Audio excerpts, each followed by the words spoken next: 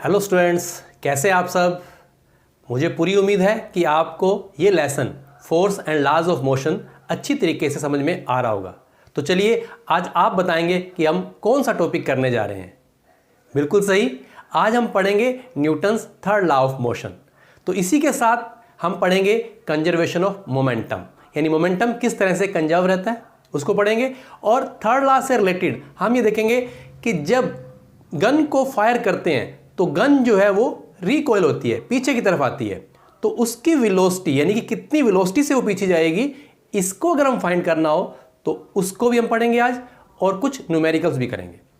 तो video start करने से पहले वो स्टूडेंट्स जिन्होंने अभी तक चैनल को सब्सक्राइब नहीं किया तो प्लीज़ सब्सक्राइब कर दें और वीडियो को लाइक जरूर किया करें, क्योंकि इसी से ही मेरा हौसला बढ़ता है कि मैं और वीडियो जल्दी से जल्दी और बहुत अच्छी बनाऊँ। तो चलिए स्टार्ट करते हैं Newton's third law of motion.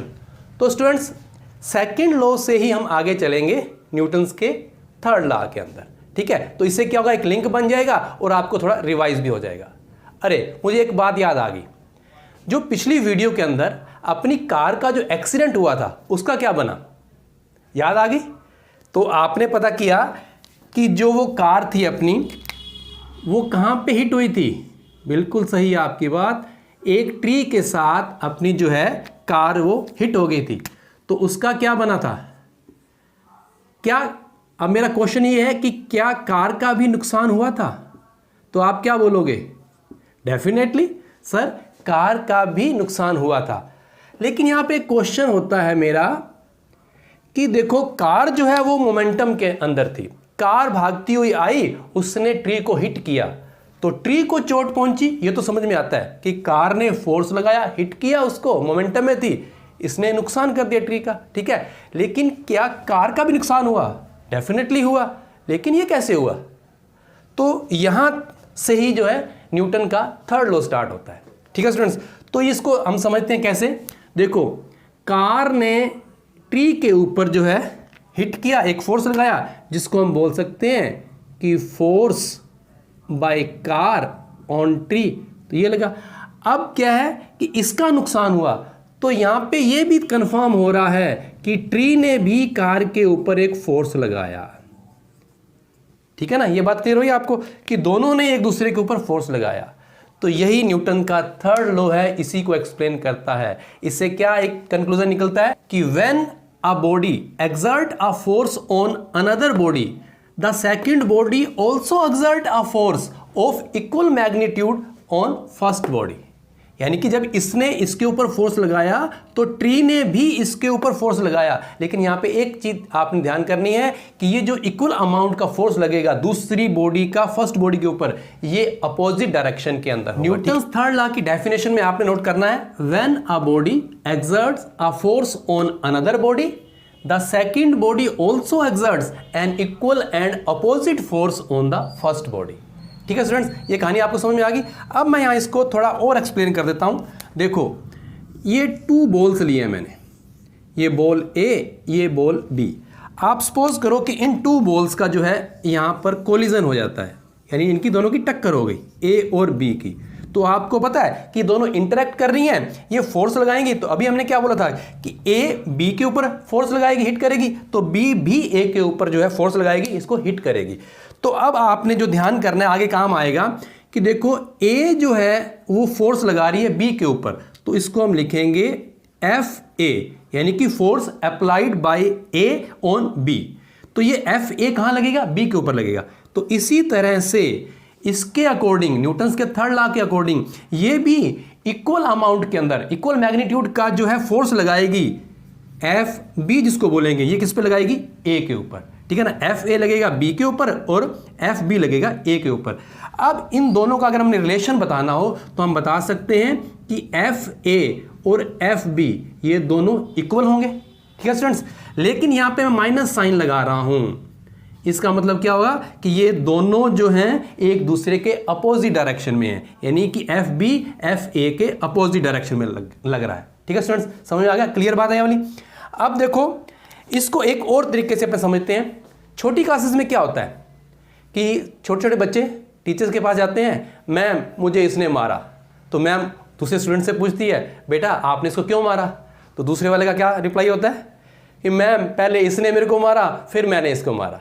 ठीक है स्टूडेंट्स, तो यहां से दूसरी स्टेटमेंट भी आपको मिल जाएगी, वो क्या बनेगी, न्यूटन्स के थर्ड लॉ की डेफिनेशन फर्स्ट स्टेटमेंट, ये वाली भी ठीक है। अब दूसरी बता रहा हूं, to every action there is an equal and opposite reaction.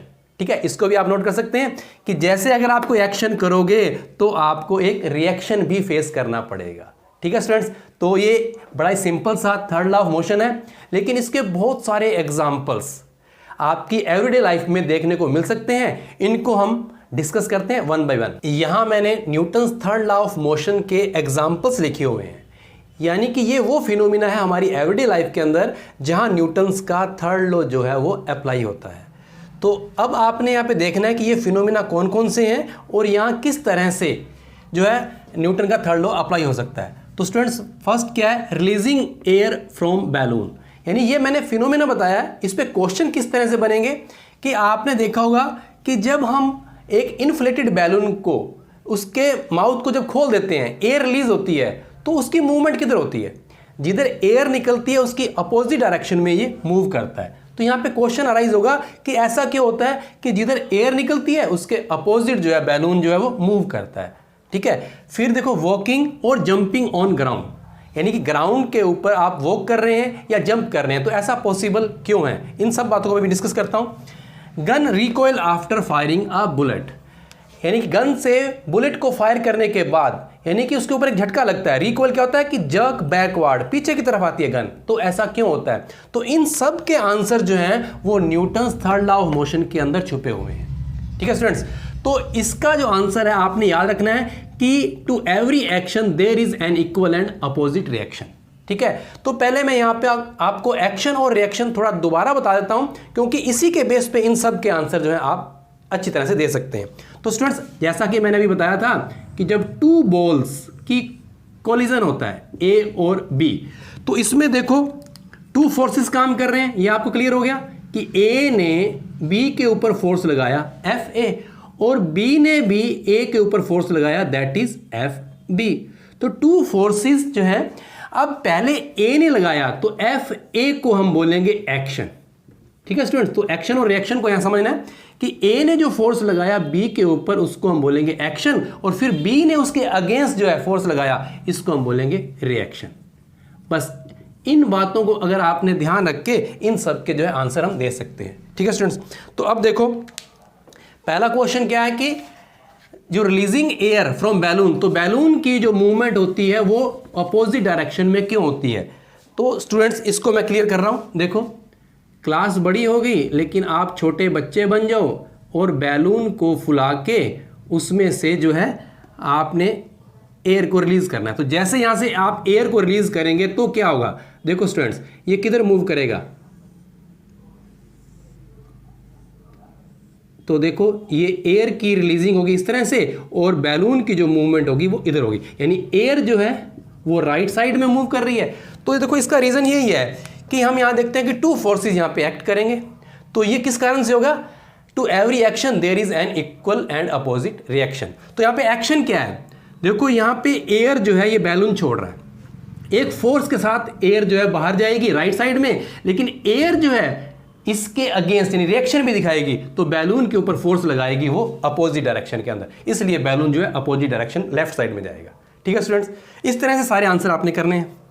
Walking और जंपिंग ऑन ग्राउंड, तो स्टूडेंट्स जब हम वॉक कर रहे हैं ग्राउंड के ऊपर, तो यहां हम क्या कर रहे हैं, अपने फीट की हेल्प से पुश कर रहे हैं, ग्राउंड को पुश कर रहे हैं, तो हमारा ग्राउंड भी हमारे फीट को उसके अगेंस्ट अपोजिट साइड में पुश कर रहा है, तो हम आगे जा रहे होते हैं। ठीक है, तो अगर मैं आपको बोलूं कि आप ना खड़े खड़े जंप लगाओ, तो क्या आप जंप लगा सकते हैं, पॉसिबल नहीं है। लेकिन जंप करना है, जंप कर सकते हैं आप, तो क्या करोगे, थोड़ा सा नीचे होके, यानी कि आप एक एक्शन लेके प्रेस करोगे ग्राउंड को, और ग्राउंड आपको अपोजिट डायरेक्शन के अंदर जो है, आपने पहले प्रेशर लगाया, एक फोर्स लगाया ग्राउंड के ऊपर, वो आपका एक्शन था, और फिर ग्राउंड ने या अर्थ ने आपको पुश किया ऊपर की तरफ, तो ये उसका रिएक्शन था। तो सारे आंसर जो है एक्शन और रिएक्शन बेस्ड है, यानी टू फोर्सेस काम कर रहे हैं। Gun recoil after firing a bullet, तो देखो गन से बुलेट को फायर किया, तो गन ने फोर्स लगाया बुलेट के ऊपर, बुलेट आगे सामने निकल गई। ठीक है, अब देखो मैंने यहाँ पे एक्शन ये हुआ कि गन ने बुलेट को फायर किया, बुलेट को फोर्स लगाया, तो बुलेट भी गन के ऊपर एक फोर्स लगाएगी अपोजिट डायरेक्शन के अंदर, इसलिए जो है ये रिकॉइलिंग दिखाती है। तो रिकॉइल क्या होता है? जर्क बैकवर्ड, पीछे की तरफ। Then jumping out of a man from boat. तो देखो आपने बोटिंग की होगी, जब बोटिंग से हम बोट से बाहर आते हैं, किनारे पे आते हैं, तो हम उतरते वक्त क्या करते हैं? हम अपने पाँव से, अपने फीट से उसको प्रेस करते हैं नीचे की तरफ, यानी कि हम फोर्स लगा रहे हैं अपने फीट से उसको डाउनवर्ड्स। तो बोट क्या करती है? एक्शन का रिएक्शन देती है, हमें पुश करती है अपवर्ड डायरेक्शन के अंदर, तो हम किनारे पे आ जाते हैं। देन फायर ब्रिगेड, यानी कि जब कहीं आग लगती है तो हम कहाँ किसको कॉल करते हैं? फायर ब्रिगेड को। तो वहाँ पे जो फायरमैन होता है वो क्या करता है? पाइप से, एक बड़ी सारी पाइप होती है, एक पावरफुल स्ट्रीम जो है पानी की, वो आग के ऊपर फेंकता है। तो उस समय आप देखना कभी कि जैसे ही वो स्ट्रीम बाहर जाएगी, यानी कि आपने उस पाइप में से पानी को एक फोर्स के साथ बाहर निकाला, तो पानी भी क्या करेगा? वापिस उस पाइप के ऊपर, होज पाइप के ऊपर जो है बैकवर्ड डायरेक्शन के अंदर एक फोर्स लगाएगा, इसलिए वो झटका लगता है पीछे की तरफ। ठीक है ना? इस तरह से क्वेश्चन की फ्रेमिंग होगी।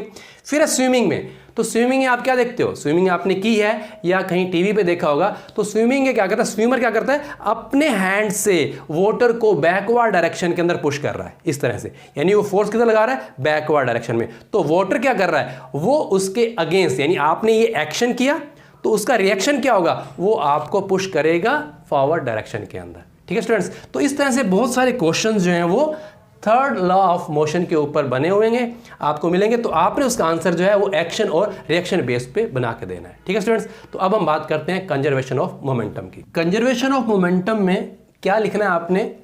Momentum is never created nor destroyed.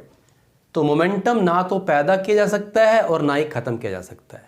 लेकिन यहाँ पे इतना पढ़ने के बाद आपके माइंड में क्वेश्चन आ रहा होगा कि सर जब आपने बताया कि कोई एक बॉल, ये वाली बी बॉल रेस्ट पे थी और हमने यहाँ पे लाके ए बॉल से इसको टक्कर मार दी, ठीक है, तो ये बी वाली जो रेस्ट वाली बॉल थी ये मोशन के अंदर आ जाएगी, डेफिनेटली आएगी ये वाली। तो जैसे ये मोशन के अंदर आएगी, यानी इसका कुछ m था, इसके साथ जो है वो वेलोसिटी ऐड होगी, ठीक है, इसके अंदर वेलोसिटी आ गई, तो ये क्या होगा? मोमेंटम, हमें पता है P = mv, यानी कि इसके अंदर मोमेंटम आ गया। तो यहाँ तो मोमेंटम पैदा हो गया। और हमने अभी क्या बोला था कि momentum is never created nor destroyed, लेकिन यहाँ तो मोमेंटम पैदा हो रहा है। तो ठीक है, इसको हम कैसे क्लियर करेंगे? तो यहाँ देखो बेटा, इसके साथ ये बात क्लियर होती है, whenever one body gains momentum, यानी कि जब एक बॉडी के अंदर मोमेंटम आएगा, then some other body must lose an equal amount of momentum, यानी जितना मोमेंटम इसके अंदर आया है, एक दूसरी बॉडी ने वो मोमेंटम जो है लूज किया है उतना। ठीक है स्टूडेंट, समझ में आ गया? यानी कि टोटल अमाउंट जो है मोमेंटम की वो फिक्स रहती है, कंजर्व रहती है। हमने नया मोमेंटम पैदा नहीं किया, ना ही हमने खत्म किया है। ठीक है स्टूडेंट्स? तो इसका मतलब ये हो गया कि जब हम ये कोलिजन करवाएंगे तो कोलिजन से पहले का टोटल मोमेंटम, यानी कि टोटल मोमेंटम बिफोर कोलिजन और टोटल मोमेंटम आफ्टर कोलिजन, तो ये जो है हमेशा इक्वल रहेगा, टोटल जो है वो फिक्स रहेगा, ये बराबर रहेंगे। तो इसी को हम ड्राइव करेंगे, अभी इसको ही पूरा एक्सप्लेन करेंगे, तो हमें समझ में आ जाएगा कंजर्वेशन ऑफ मोमेंटम कैसे होता है। तो डेरिवेशन को बड़े ध्यान से देखना है, क्योंकि एक बड़ा क्वेश्चन बनता है, कम से कम 3 मार्क्स का जो क्वेश्चन ये आपके आएगा।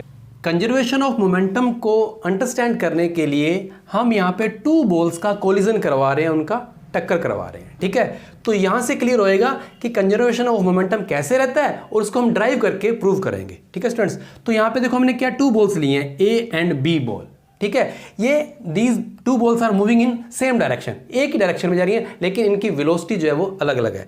तो हम यहाँ पे क्या ले रहे हैं कि मान रहे हैं बॉल ए जिसका मास m1 है और बॉल बी जिसका मास m2 है, और ए बॉल का जो वेलोसिटी है इसकी u1 और इसकी हो गई u2, एक ही डायरेक्शन में ये मूव करती हुई जा रही है। थोड़ी देर बाद हम क्या देखते हैं कि यहाँ इनका कोलिजन हो गया। तो जब टक्कर होती है तो दोनों एक दूसरे के ऊपर फोर्स लगाएंगे, यानी कि एफ ए ये बॉल ए फोर्स लगाएगी और एफ बी ये बॉल बी फोर्स लगाएगी।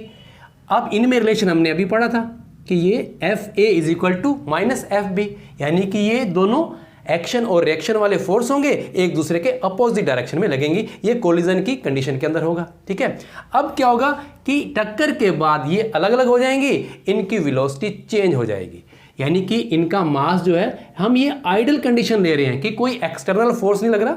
अगर हम ज़्यादा डीप में जाएंगे तो काफ़ी और चीज़ें पैदा हो सकती हैं, लेकिन आपके लेवल में हमें यही एक आइडल कंडीशन मान रहे हैं कि इनका मास m1 और m2 वही रहा और इनकी वेलोसिटी चेंज हो गई, इसकी v1 और इसकी v2। ये आफ्टर कोलिजन की कंडीशन है।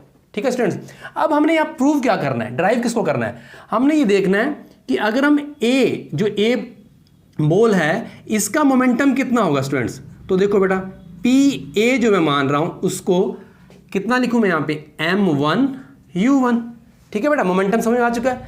और PB, इसका मोमेंटम मैं कितना लिखूं, PB, तो इसका मैं लिख दूंगा m2 u2। ये किस कंडीशन में है, बिफोर कोलिजन की कंडीशन में। यहाँ पे कोलिजन हो गया।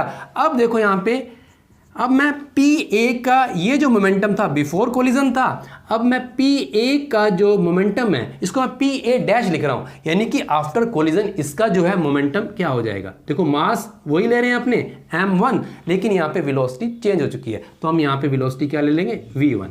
ठीक है, अब देखो इसी तरह से PB, बॉल B का इसको PB डैश लिख देंगे कि आफ्टर कोलिजन क्या होगा, यहाँ पर वही m2, लेकिन वेलोसिटी चेंज हो चुकी है, तो यहाँ पे हम v2 ले लेंगे। समझ में आ गया बेटा। अब हमारा कंजर्वेशन का मीन क्या था कि हमने ये प्रूव करना है कि इन टू बॉल्स ने जो आपस में टक्कर की, तो टक्कर से पहले जो इनका मोमेंटम था m1 u1 plus m2 u2, ये दोनों बॉल्स का जो है टोटल मोमेंटम है बिफोर कोलिजन, और आफ्टर कोलिजन क्या हो गया, m1 v1 plus m2 v2। ये बेटा बात क्लियर होगी आपको, ये टोटल मोमेंटम है बिफोर कोलिजन और ये टोटल मोमेंटम है आफ्टर कोलिजन। तो ये हमेशा इक्वल होना चाहिए, कंजर्व रहना चाहिए, यानी कि ये ना तो डिस्ट्रॉय होना चाहिए ना ही कोई नया पैदा होना चाहिए। इसको हमने प्रूव करना है। ठीक है, तो अब हम क्या करेंगे, अब हम इसको प्रूव करने के लिए we are going to apply Newton's third law. तो हम न्यूटन्स के थर्ड लॉ को अप्लाई कर रहे हैं। तो न्यूटन्स का थर्ड लॉ में हम ये लिख देंगे कि FA is equal to minus FB, यानी कि जो FA ने फोर्स लगाया B पे और FB ने लगाया फोर्स बॉल A पे, ये दोनों इक्वल मैग्नीट्यूड के हैं लेकिन अपोजिट डायरेक्शन के अंदर, ये हमें बात पता है। अब देखो जो ये FA होता है, फोर्स होता है, ये क्या होता है, तो आपने डेफिनेशन याद करो सेकेंड लॉ की, the rate of change in momentum that is applied force. तो ये इसकी जगह पे हम क्या लिख सकते हैं, FA फोर्स किस पे लगेगा, B पे लगेगा, तो जो मोमेंटम चेंज होगा वो किसके अंदर होगा, B के अंदर चेंज होगा, यानी कि आपका PB डैश माइनस PB। ये देखो क्या है बेटा, सुन लो, PB डैश यानी कि FA फोर्स बॉल B पे लग रहा है और बॉल B की मोमेंटम चेंज हो रही है, तो बाद वाली मोमेंटम ये है, तो इसमें आपने कंफ्यूज नहीं हो, जैसे मर्जी लिख सकते हैं, ये बाद वाली मोमेंटम है बॉल B की, ये पहले वाली मोमेंटम है, तो जो मोमेंटम चेंज हो रहा है बॉल B का उसको मैंने लिख दिया और डिवाइडेड बाय T, तो the rate of change in momentum हो गया। अब इसी तरह से जो FB फोर्स लग रहा है वो किस पे लग रहा है, A के ऊपर लग रहा है, तो मोमेंटम किसकी चेंज होएगी, A की। तो यहां पर हम क्या करेंगे कि PA डैश माइनस PA, यानी कि बॉल A का बाद वाला, ठीक है, मोमेंटम, और बॉल A का पहले वाला मोमेंटम। ठीक है, तो इसका डिफरेंस कर दिया डिवाइडेड बाय T। ठीक है स्टूडेंट्स, स्टेप बाय स्टेप इसको समझ लेना। अब देखो नेक्स्ट क्या करेंगे, अपने T जो है इसमें, चलो पहले वैल्यू पुट कर देते हैं PB डैश की। तो PB डैश की वैल्यू क्या है, देखो यहां से पुट कर देंगे, m2 v2 माइनस PB की वैल्यू क्या है, m2 u2 divided by T, और PA डैश की देखो वैल्यू क्या है, m1 v1 माइनस PA की value m1 u1 divided by T। तो नेक्स्ट स्टेप में क्या होगा, T कॉमन आ जाएगा, T को हम यहाँ पे कट कर सकते हैं, अपने पास क्या बच गया, इसको हम लिख सकते हैं सीधा ही m2 v2 माइनस, सॉरी एक यहाँ पे साइन रह गया बेटा, तो यहाँ पे साइन को अलग कलर से मैं लिख देता हूँ, आपको ध्यान में रहेगा, ये साइन को ध्यान में रखना है आपने, माइनस का साइन इस तरह से। अब उसके बाद क्या करेंगे, m2v2 माइनस m2u2। ये ध्यान से करना, कंफ्यूज मत होना v और u लिखने में, ध्यान से अपने आप लिखोगे तो बिल्कुल मिस्टेक नहीं होगी। माइनस m1v1 और माइनस माइनस ये साइन चेंज कर देगा, प्लस m1u1। तो अगला स्टेप मैं आगे यहाँ पे लिख देता हूँ, कलर भी चेंज कर देता हूँ, आपको थोड़ा ध्यान रहेगा। तो स्टूडेंट्स नेक्स्ट स्टेप में क्या करेंगे, देखो v वाले एक साइड में इकट्ठे कर लेते हैं। तो m2v2 ये वाला यहीं रहने दिया, ये माइनस वाला मैं इधर ले आया, प्लस हो जाएगा, प्लस m1v1 इसको मैंने यहाँ पे शिफ्ट कर दिया। उसके बाद ये m1u1 ये यहीं लिखा रहने दिया, और इसको मैं माइनस वाले को इधर ले आया, प्लस m2u2। ठीक है स्टूडेंट्स, अब आपने देखना, देखो ये जो चेक करो आप, m2v2 m1v1, यानी कि बॉल, दोनों बॉल जो है ये वाली बाद वाली कंडीशन के अंदर आ गई, यानी दोनों बॉल्स का बाद वाला कोलिजन के आफ्टर वाला जो है टोटल मोमेंटम, और ये देखो m1 m2 u1 u2, यानी कि बिफोर कोलिजन वाला जो है मोमेंटम टोटल ये इक्वल आ गया, यानी कि हम वहां पहुंच चुके हैं। लेकिन हम इसको क्या करेंगे, बस चेंज करके लिख देते हैं, ये वाली साइड को इधर लिख देंगे, m1 u1 plus m2 u2, ये वाली साइड मैंने इधर लिख दी, लेफ्ट वाली राइट, राइट वाली लेफ्ट, m2v2 प्लस m1v1। तो स्टूडेंट्स ये वाला जो आपका मोमेंटम है ये बिफोर कोलिजन का है दोनों बॉल्स का, और ये वाला मोमेंटम है आफ्टर कोलिजन दोनों बॉल्स का मोमेंटम है। तो ये इक्वल आ गया, तो हमारा ये डेरिवेशन कंप्लीट हो गया कि कंजर्वेशन ऑफ मोमेंटम ये ऐसे रहता है। तो इसको हम यहाँ लिख देंगे, टोटल मोमेंटम बिफोर कोलिजन, और इधर लिख देंगे is equal to total momentum after collision. ठीक है स्टूडेंट्स, तो इस तरह से हम इसको प्रूव कर रहे हैं। आप अपने हैंड से जो है ये लिख के देखना, ड्राइव करके देखना, ये क्लियर हो। स्टूडेंट्स इस चैप्टर का ये लास्ट टॉपिक है, recoil velocity of a gun. तो बड़े ध्यान से देखना, क्योंकि इस टॉपिक को करने से जो हमने जस्ट अभी किया है, the law of conservation of momentum, तो ये भी बड़ा अच्छी तरीके से समझ में आ जाएगा। ठीक है, तो सबसे पहले हम देखते हैं the recoil velocity of gun होता क्या है। तो जैसा कि मैंने आपको बताया था कि गन से फायर करेंगे, फायर करने के तुरंत बाद क्या होता है कि एक जो गन के ऊपर है वो बैकवर्ड डायरेक्शन के अंदर जाक लगता है, झटका लगता है। तो वो किस वेलोसिटी से बैकवर्ड पोजीशन में मूव करती है, इस वेलोसिटी को रिकॉइल वेलोसिटी ऑफ गन कहते हैं। ठीक है, तो इस वेलोसिटी को फाइंड करने के लिए यहां हम एक फॉर्मूला ड्राइव करेंगे। तो ये फॉर्मूला जो है कैसे बनेगा, ये law of conservation of momentum के ऊपर बेस्ड है। तो इसको हम अच्छे से समझते हैं।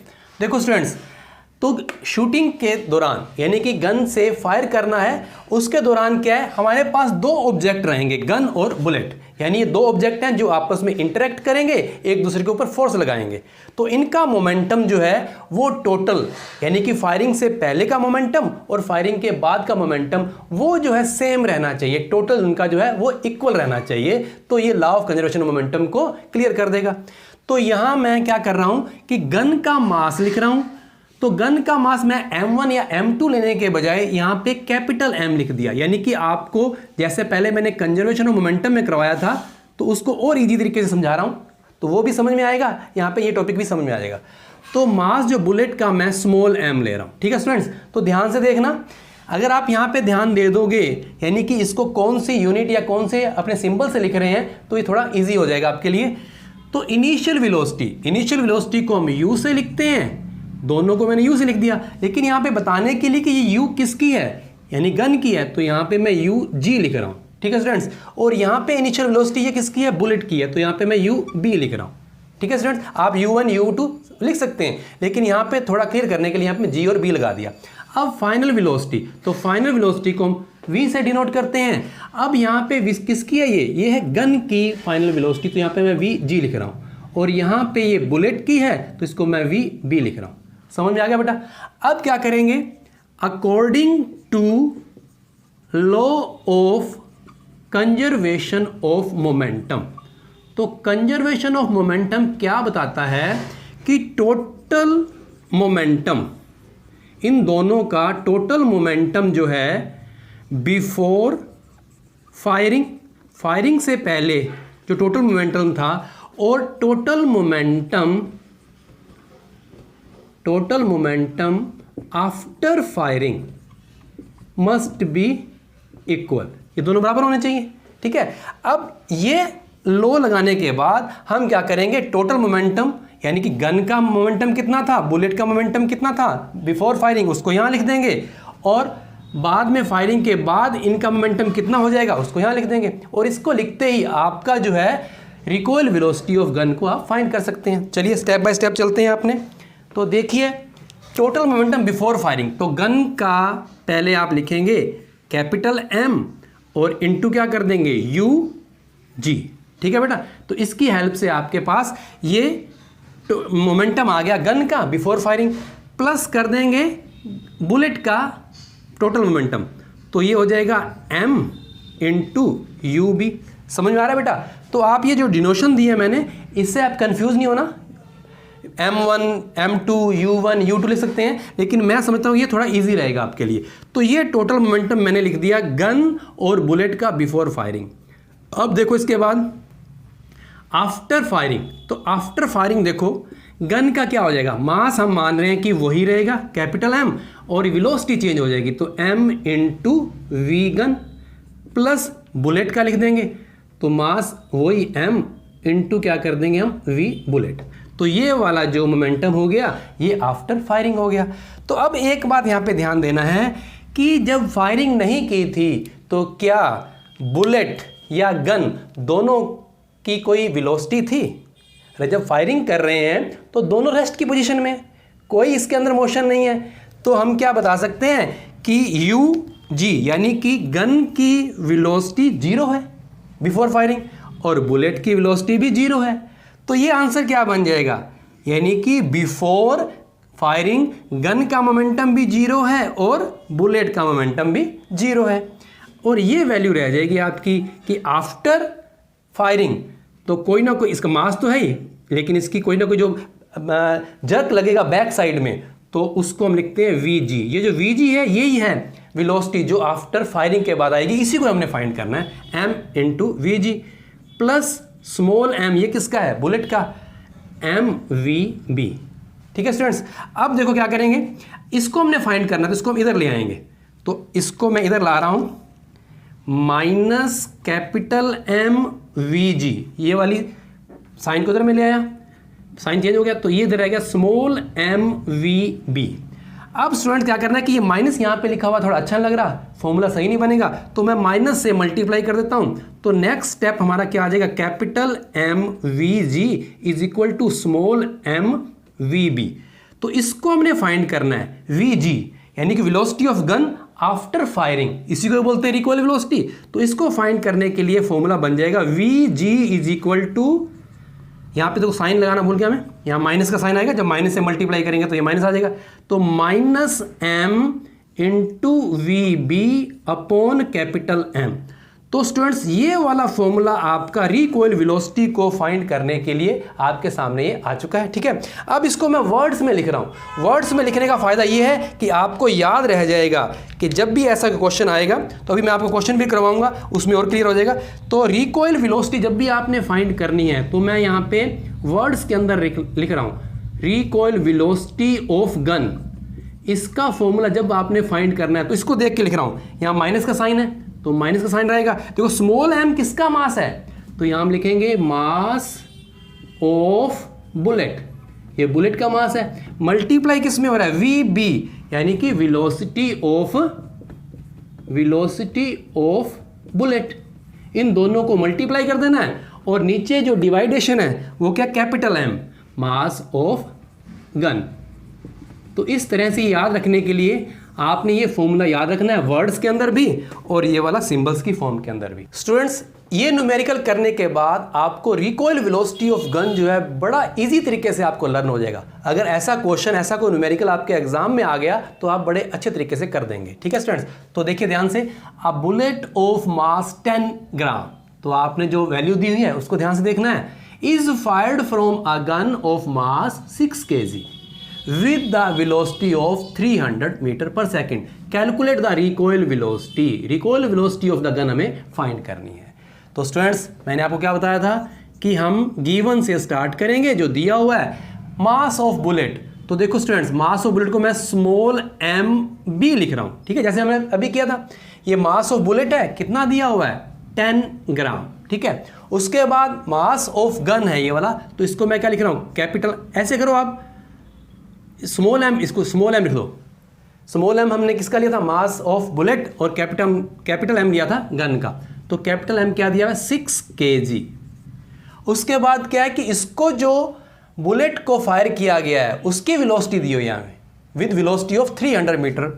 तो देखो ये वी बुलेट ये कितनी है 300 मीटर पर सेकेंड, आप वर्ड्स में भी लिख सकते हैं।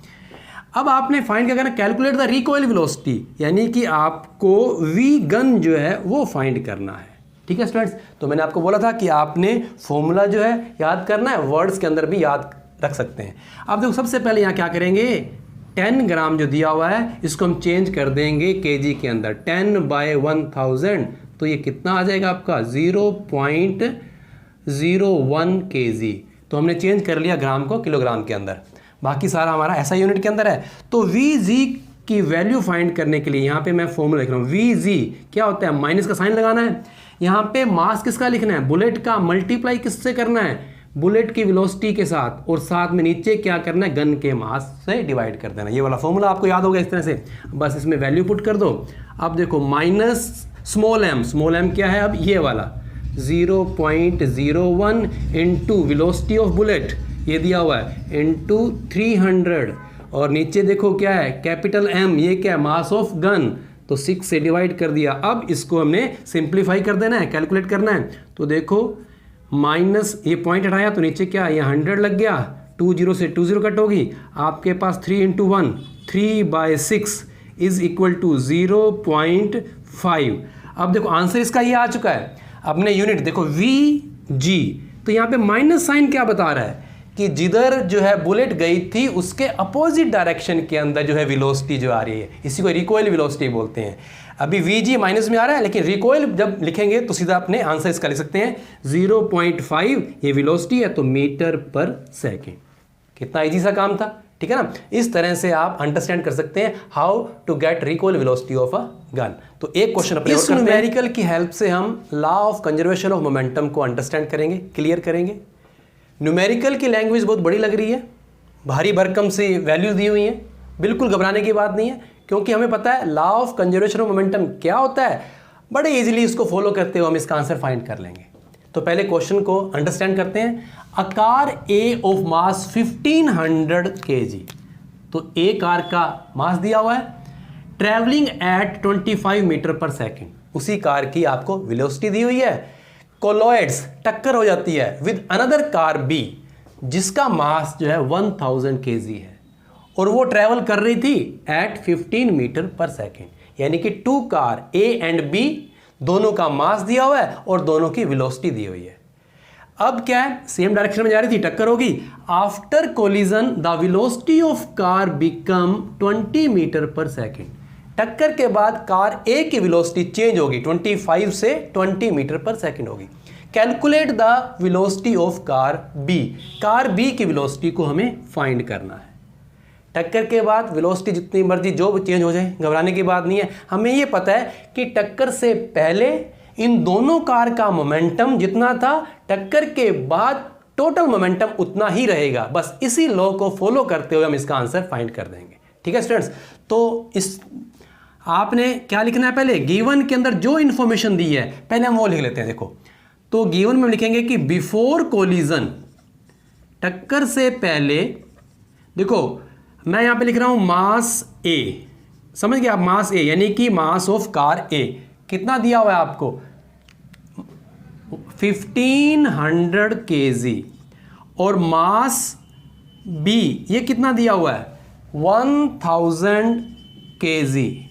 अब देखो वेलोसिटी कार ए की यहां पे लिख देता हूं मैं, यानी कि u, ये इनिशियल वेलोसिटी है टक्कर से पहले, तो u a ये कितनी दी हुई है आपको 25 मीटर पर सेकेंड, और यहां पे क्या लिख देंगे u b, तो ये आपको कितनी दी हुई है 15 मीटर पर सेकेंड।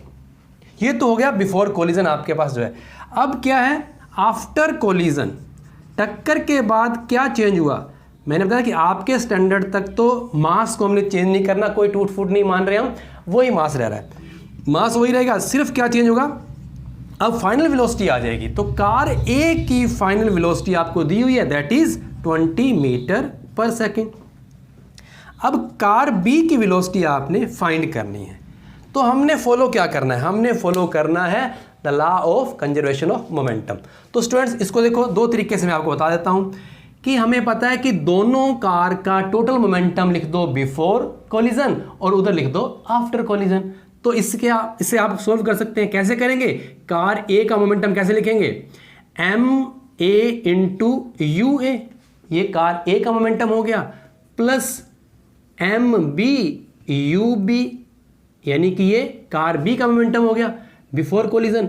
अब क्या करेंगे, M A into V A, ये आफ्टर कोलिजन वेलोसिटी जब चेंज हो गई तो ये कार ए का मोमेंटम हो गया, plus M B into V B, यानी कि ये दोनों कार का आफ्टर कोलिजन मोमेंटम, ये बिफोर कोलिजन, ये इक्वल रहना चाहिए, ठीक है ना।